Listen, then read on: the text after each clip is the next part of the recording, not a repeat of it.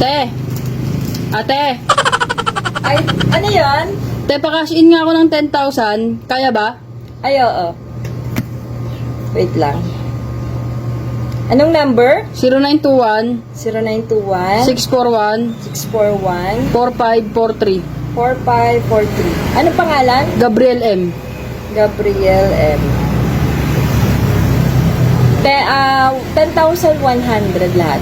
Send mo muna, te, bago ko bayaran. Ay, hindi utoy. Akin na muna yung bayad bago ko isend. Send mo muna, te, baka hindi mo isend eh. Pag binigay ko yung bayad, baka hindi mo isend.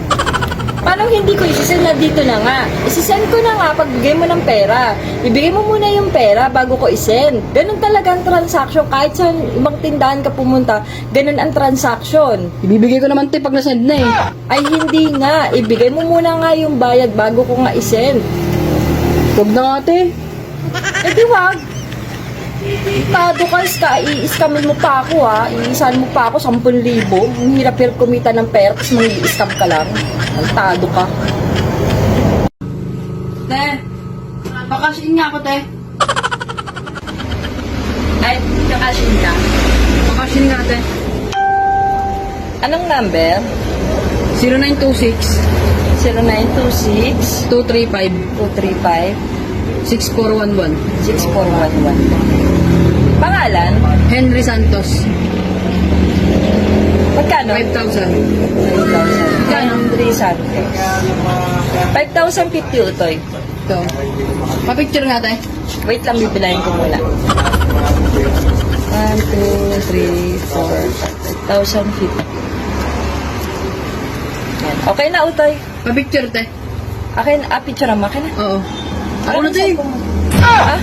Bigay mo na lang sa akin yung cellphone mo, pera mo na lang cellphone mo, pipicturean ko. Ay, hindi pwede, utoy. Ako nang magpipicture ng ano mo, ng transaction mo dito. Bago tong cellphone ko to eh, hindi ko pinapahawak sa iba. Bakit, utoy? Hindi ko pag-i-interesan yung cellphone mo. Malaki ang laman na itong Gcash ko. Baka mas mahal pa yun dyan sa cellphone mo.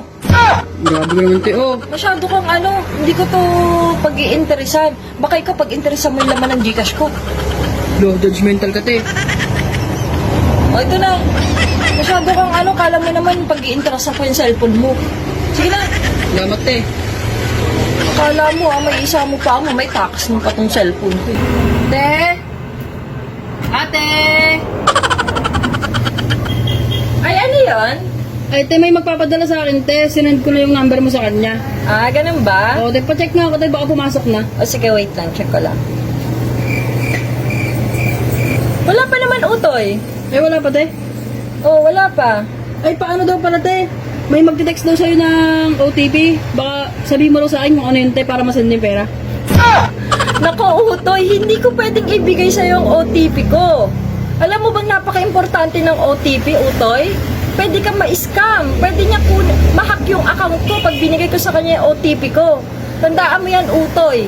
Pag may Gcash ka, huwag mong ibibigay yung OTP mo kasi pwede na lang i-hack yung account mo. Sabi kasi ito eh. Ako, huwag ka nagpapaniwala sa mga ganyan. Scammer yan. Pati ako, dadamay mo pa sa mga gawain na ganyan. Sige, te, sabihin ko muna sa kanya, te. Huwag ka nagpapaniwala sa ganyan. Ang hilig-hilig mo maniwala sa mga ganyang style. Sige na. Te?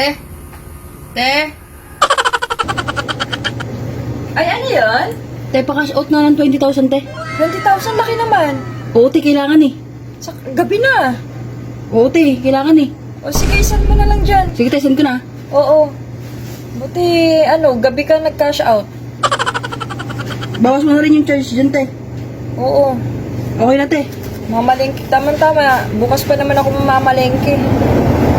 Ba nagmamadali ka? Eh, te, kailangan eh. Eh, baka mawala yung laman ng Gcash ko. Naman ng Gcash mo, paano mawawala yun? Nasend mo na sa akin. Hindi, te, kasi may issue ang Gcash ngayon. Pag may laman ang Gcash mo, nakakain. Kaya isinend ko na sa'yo, te. May issue ang Gcash ngayon? Oo, te, hindi mo ba alam? Ay, hindi na utoy. Ibabalik ko na sa'yo. Te, kailangan ko, te. Hindi na utoy, babalik ko na sa'yo. Wala, te. O yan, nabalik ko na sa'yo utoy.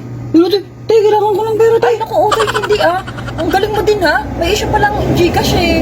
Tapos magka-cash out ka sa akin.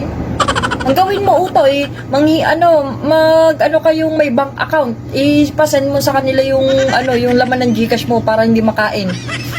Ang galing nito. Isasend pa sa akin, may issue pala ng Gcash. Ba't pala te, hindi ko na sinabi sa'yo te. Nagsisi ka pa? Mutado ka. Te, Ay, ano yun, Iho? te pa-cash out nga po. 5,000. 5,000. O sige, send mo na lang doon sa number na nandun sa labas. Ano, send na daw po nung kasama ko? Ay, nasan na? Opo. Magkano 5,000? Opo. Wait lang, check ko lang ha. Ay, wag na te, nagmamadali kasi ako te, emergency lang. May kailangan lang kasi akong puntahan ngayon. Ay, wait lang, Iho. I-check ko muna sa Gcash ko kung pumasok talaga. Buwan te, wala kang katiwa-tiwala ah. Ay, hindi sa walang tiwala, Iho. Maganda na yung maganda na yung sigurado. 5,000 yun. I-check ko muna dito kung pumasok talaga. Saka, patingan mo na yung reference number. Eh, nakalimutan ko yung cellphone ko te, nagmamadali nga kasi ako. Ay, naku, Iho, hindi ko rin ibibigay sa'yo yung pera. Wala kang mapakita sa aking reference number. Saka, wala naman pumasok, Iho. Ah, wala pa ba? Wala. Ay, tanungin ko yung kasama ko te. Balik na lang ako mamaya te. Nako, sige. Nako, kung madali pang kukunin yung pera sa akin, wala naman palang pumasok. Kala mo maiisaan mo ko, ah. Te! O ano yan? Bakit ka sumisigaw? Narisip mo ba yung text ko kagabi te? Ano ba yung text mo kagabi? Nagpapa-Gcash ako sa'yo kagabi nagpapa-cash in ako, ba't hindi mo ako kinash in? Tantado ka pala, sa tingin mo ikakashing kita? Nag-text ako nagpapa-cash in ako 350, babayaran ko naman ngayong maga O tayo, hindi ako nagka-cash in pag walang cash. Emergency nga yun Emergency. Babayaran naman kita. Emergency yun, di sana pumunta ka dito kagabi. Hindi yung magte-text-text ka. Gabi na Hindi ko na kasalanan yun. Alam mo, hindi ako nagka-cash in pag walang cash. Ikaw pa yung galit dyan, ikaw pa sisigaw. Ano ba bibili mo? Wala, nagpunta lang ako rito para sabihin yun. Tado ka pala eh. Sige na.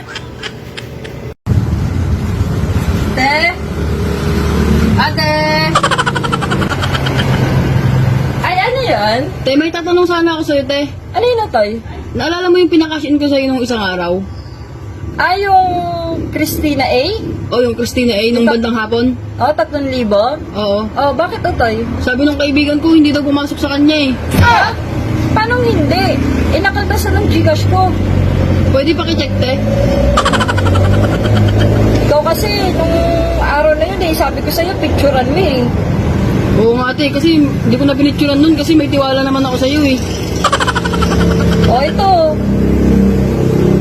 Oo nga, te, pumasok nga, no? Pwede picturean ko, te? Oh, okay na. Oh. Kasi Utoy, pag nagka-cash in ka at hindi naman sa Gcash mo mismo, ipapasok yung ika-cash in mo, pipicturan mo. Para kung sakaling sasabihin nila na hindi mo pinadala, may ebidensya kang ipapakita. Oo nga, te. Buti na lang pala, meron kang transaction dyan na na-save mo pa. Ay, Utoy, hindi yung mabubura dito. Talaga nakasave yun dito. Para kung sakaling sabihin nila, itatanggi nila na hindi mo pinadala, ayun ang ebidensya mo. Oo nga, te. Sige, te. Sabihin ko na lang, te. Send ko na lang sa kanya yung picture. O, sige, Utoy. Thank you, te. Sige. Sige po, sir. Send ko na lang doon sa may send yung number sa akin. Send ko na po ngayon. Sige po. Te? O, ano yun, Utoy? Te, cash in mo ako ng 15K. Kaya ba? Oo, kaya. Ang laki naman. Sino ba ang padadalan mo? Para sa agent yan, te. Agent? Sinong agent kakilala mo? Hindi, te. Ano yun, te? Nag-text sa akin about sa parapol-rapol. Nanalo daw ako ng 150K sa kanila. 150K? Oo, te. Kaya kailangan ko daw mag-send ng processing fee para ma-process agad, tapos ma-send sa akin yung pera ko. Anong rapol yung sinalihan mo? Wala akong sinalihan na na rapol eh. Wala kang sinalihan na rapol pero nanalo ka? Oo, te. Nag-text sa akin eh. Ay naku, Utoy, scam yan. Paano scam? Sabi mo nga, di ba, wala kang sinalihan na rapol. Paano ka mananalo? Paano ka mananalo sa rapol kung wala ka naman sinalihan? Oo nga, no, te. Naku, kung talaga nanalo ka ng 150,000, sana, ikaltas na lang doon sa panalo mo. Kasi padala sa'yo yung pera kung talagang nanalo ka sa raffle. Style ng mga modus yan, Utoy. Sasabihin nila sa'yo, nanalo ka sa raffle, padala mo sila ng ganitong pera para sa processing. Tapos pag napadala mo na yung pera, Utoy, ibablock ka na ng mga yan. Ganyan ang mga style ng mga modus. Buti te, sinabi mo sa akin na wala akong idea sa mga ganyan te. Saka hindi ka ba nagtataka?